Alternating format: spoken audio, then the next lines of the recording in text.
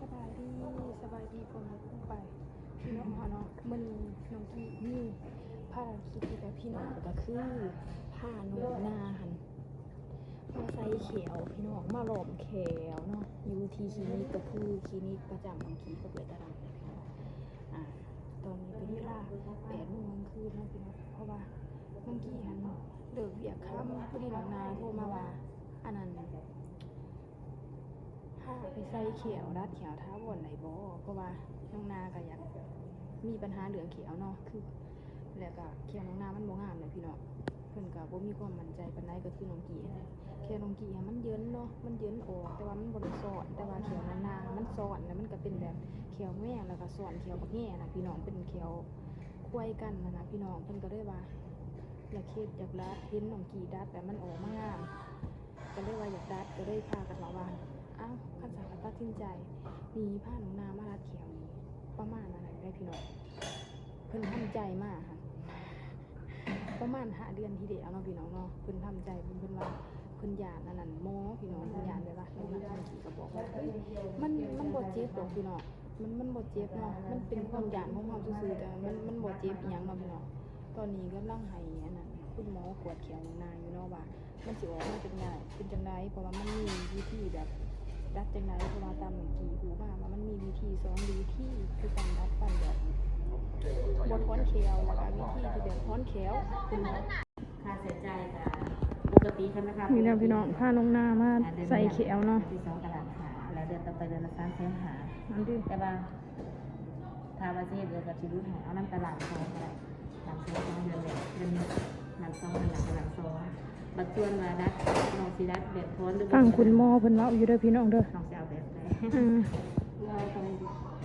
ก็หมายของน้องคือน้องมีเขียวแม่ล่ะทางเบิ่งเครื่องนี่จะไม่กระทอนถ้าว่าดัดแปลงเขียวหางที่ซื้อเบื้องนี้เลยสิดึงบ่จำกัน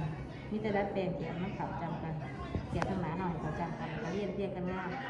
กับแบบที่2ก็คือท้อนเขียวแม่เนาะตัวนี้แต่ท้อนตัวลุมน้ำแล้วก็ดึงเขาตัวนี้สิบ่ได้ใส่เขียวพร้อม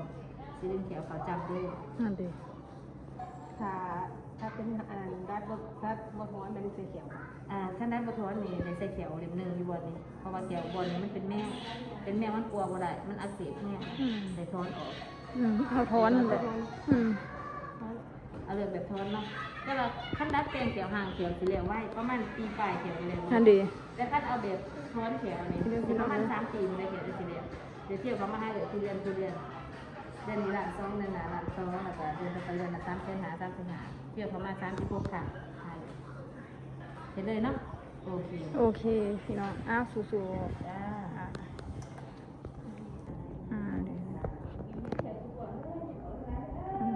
คุณหมอทำการทายหูไปเด้อพี่น้องเด้อเพิ่นทำการทายหูค่ะ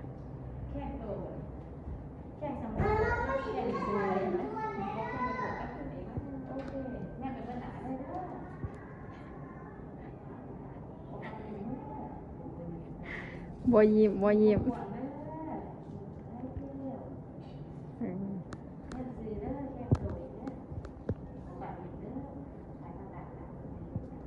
คุณหมอเพิ่นกำลัง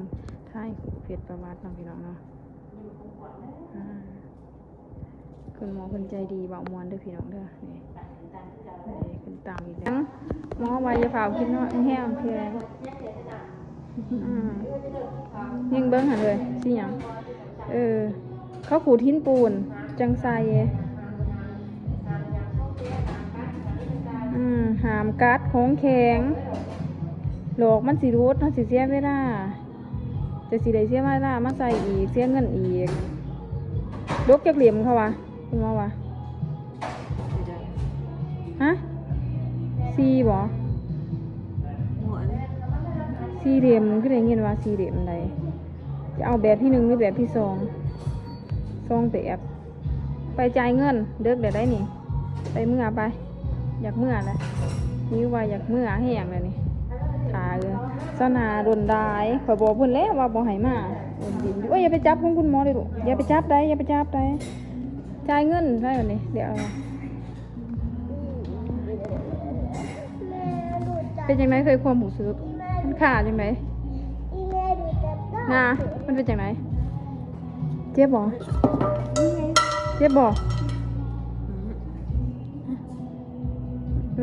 อูดมันเขียวบ่เป็นหยังหรอกเลย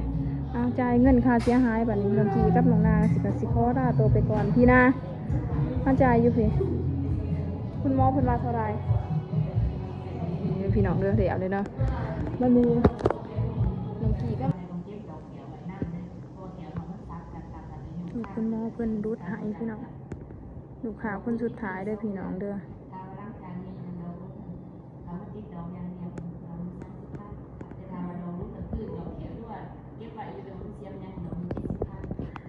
คุณ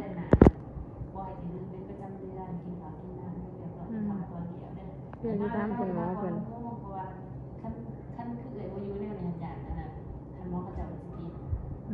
เป็นแนะนำพี่น้องหาหมอนี่ที่เจ้าของคลินิกเด้อพี่น้องเด้อเพื่อเพิ่นสิคุณหมอเพิ่นสิแนะนำบริการดีพี่น้องคลินิกนี่น้องกีก็มาเฮ็ดแต่เป็น2 ปีแล้วแต่ว่าเขียนน้องกีเขาไว้ได้พี่น้องคุณหมอเพิ่นใจดีพี่น้องด้วยว่าแนะนำน้องนาหันมาคลินิกจำปาสักรัดแขวแต่ว่าตะกี้หันน้องนาเพิ่นหันอยากไปมันมีคลินิกอีกคลินิกนึงเนาะที่น้องนาเพิ่นอยากไปแต่ว่าน้องกีหันเคยเฮ็ดอยู่คลินิกนี้ก็เลยว่าแนะนำเพิ่นมานี่เพิ่นหันสิเปลี่ยนใจได้พี่น้องเพิ่นบ่อยากมาคลินิกนี้เพราะว่าค่าอันนั้นคุณหมอว่ามันมีโปรแต่ว่ามันเบิดโปรแล้วคุณหมอเพิ่นได้ลดให้เพิ่นเปลี่ยนใจก็เลยมาหานี่คลินิกคุณหมอจำปาสักรัดเขียวเด้อพี่น้องเด้อคลินิกเพิ่นใหญ่เด้อพี่น้องตัวนี้เป็นคลินิกใหม่เด้อพี่น้องเด้อนี่ดิไม่ยังมีดอกเด้ทันสมัยสะอาดพี่น้องนี่จะเป็นคลินิกใหม่แต่ว่าน้องกีไปหันสิเป็นคลินิกเก่าเพิ่นย้ายมาหน้าทางนี่เด้อพี่น้องเด้อนี่ดิ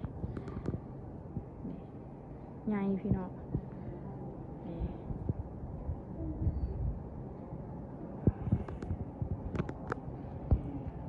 หมอเพิ่นว่าเท่าไหร่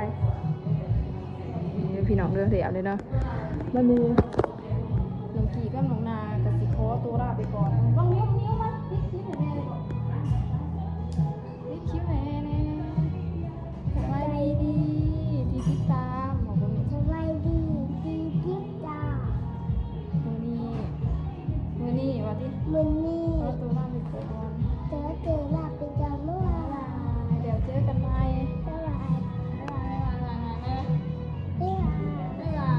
มาผิดเว็บทิป ปิดคลิปเอาวิทย์จ้า